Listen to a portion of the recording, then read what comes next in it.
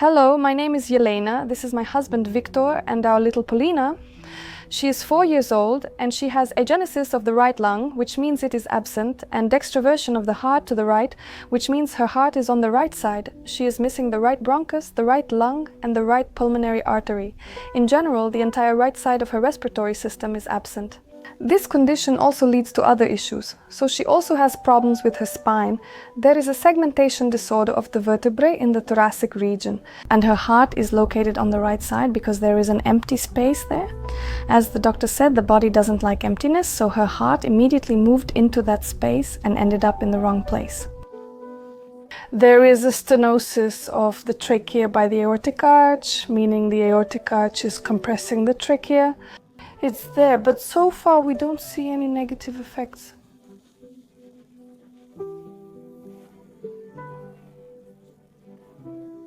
She may develop a spinal curvature as she gets older, according to the orthopedist. You might develop a hump, for example, meaning there could be some changes starting there. But again, no one can say anything for sure whether it will happen or not. She has a speech delay, growth delay, and delayed psycho-speech development.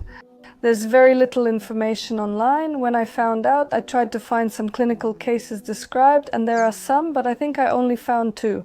The odds are 1 in 15,000 births, and half don't survive the first year. But when you see her, you wonder where the disability is, since she appears like any other child. But if you look at the X-ray, even if you don't know anything about it, you can see that something's not right. And here's the lung that's there. It appears dark on the X-ray, but where there isn't one, it's all light. And here you can even see the spine a little bit. It's a bit uneven here, right here. We have an older child, a son. He's 10 years old.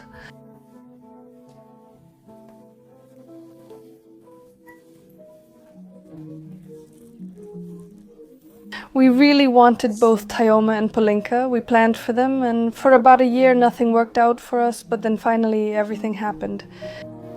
We swam, then I got a text. What kind of text message? So how's the pregnancy? No, we ate at that mall, remember? Second pregnancy? Well, when I told you that I was, No, I was going to swim, we had a fight, and you texted me. No, I remember everything. You texted me that you were pregnant, but you don't remember that. That was probably the first pregnancy. And did I upset you so much that you didn't go swimming? Well, the pregnancy went relatively well, at least the first half. Before we found out, there were no signs that anything was wrong. At 16 weeks. This test is called PRISKO in our labs. It's a test for genetic diseases. Almost everyone takes it now. It's recommended. This test determines the risks for Down syndrome as well as Patau syndrome and some other chromosomal pathologies. In my test, the risk for Down syndrome was 1 in 110, but that's considered high. The geneticist at the Perinatal Center, she advised us to undergo the procedure. When they puncture the amniotic sac and collect the fluid, they can definitively determine if there are any chromosomal pathologies. Before this procedure, you definitely need to have an ultrasound. And during this ultrasound, During this ultrasound, the doctor keeps looking and repeating a certain word. Dextrocardia, dextrocardia. After the ultrasound, they gave me a paper with the results, but told me nothing. It said dextrocardia, questionable. I asked the gynecologist endocrinologist monitoring me. Here they wrote dextrocardia questionable. What is that? Well, it's when the heart is on the right side. At that point, I was about 16 or 17 weeks along, so it was still early and uncertain. So they kind of treated it lightly. A week later, we got the test results. We found out that we have 46XXX, which means a normal female karyotype, so there are no syndromes. And I was like, oh my God, I was so happy. Dad, we have a healthy girl. That's what I said, a healthy girl. And we found out the gender right away. But with this dextrocardia, it just stuck with me that I still had to find out. That's it. At 20 weeks, I went for an ultrasound by myself because I wanted to. At the previous ultrasound, they mentioned dextrocardia. Yes, your heart is in the right place, but you still need to go to Kyiv. We arrived at 20 weeks. Just a day before 23 weeks, so the term was already advanced. He looks for a long time. I get the impression that he's searching for something but can't find it. Your child has only one lung. I don't see a bronchus or a lung here. There's nothing. And my husband was like, what do you mean nothing? I mean, he just couldn't imagine it because, you know, we're a normal family. We don't drink, we don't use anything. I mean, to imagine that an organ is missing, it's just, well, like something out of a freak show. I just listen to him. I don't ask anything anymore. I have a lump in my throat. I already feel like my whole world has collapsed. And that's it. We walk out and I just collapse onto my husband, crying by the door. At that moment, it felt like everything was over. So we found a surgeon and we started explaining that we had just been told about this condition, that we have this pathology. How is this possible? Have you seen children like this? What kind of future do they have? You'll need to repeat the ultrasound at 32 weeks, as other pathologies may still develop. There, with the stomach and intestines, and for those who have issues like we do with the spine, they might still find something else. You can live with it, it just depends. And also, the first year of life is crucial. You could get seriously ill then. And there, just like in the clinical cases described, there is purulent pneumonia. A baby might not be able to cope, of course, but basically it's just one lung. It usually increases compensatorily. And you know, like with swimmers or singers, it gets bigger and basically it will perform its function. You can live and develop. There are cases when people live to old age and basically everything was fine. In Kiev, they were kind of more optimistic. When we got to Zhytomyr, they told us right away, you're here for a termination. Your child will die from pneumonia. When I arrived, I seized the opportunity, but the doctors there lacked experience with these children. And for any maternity hospital, you know, infant mortality. Even if a child dies, for example, if one lung can't function after birth. Well, you know how it is? The country doesn't need people with disabilities. If you see that the child is, well, like that. If they're unsure about the child's future, they try to act immediately. Remove. In situations like this, I really don't consider myself an adventurer. I mean, I think you need to think about your family, your husband, your older children. If you, for example, know for sure that your child will be severely disabled, you know for sure that there's nothing good, no prospects, and you think about how all this will affect your family later. You need to think about that too, a little bit, and look ahead. And it seems like yes, but when something like this happens to you, first of all, you realize that it's already late in the pregnancy, it's already a baby, I can feel it, it's already moving a lot in there. Well, nevertheless, I signed the papers agreeing to the termination. You're going right now because your term is already, well, borderline, so you can't wait, you don't have time. This is basically an induced labor. They give you some kind of, I don't know, intravenous or a pill. Contractions start and basically you give birth to the baby. And then, well, what happens next? Honestly, it's scary to think about. All the doctors need to be present. And now it's the weekend, you know, you should probably come in these next 2 days. Just let it be like that. Come in starting Monday. We left and we never came back. I remember on Sunday, I called that doctor from Okmadit and said, they're telling us here to terminate and there's just no other options at all.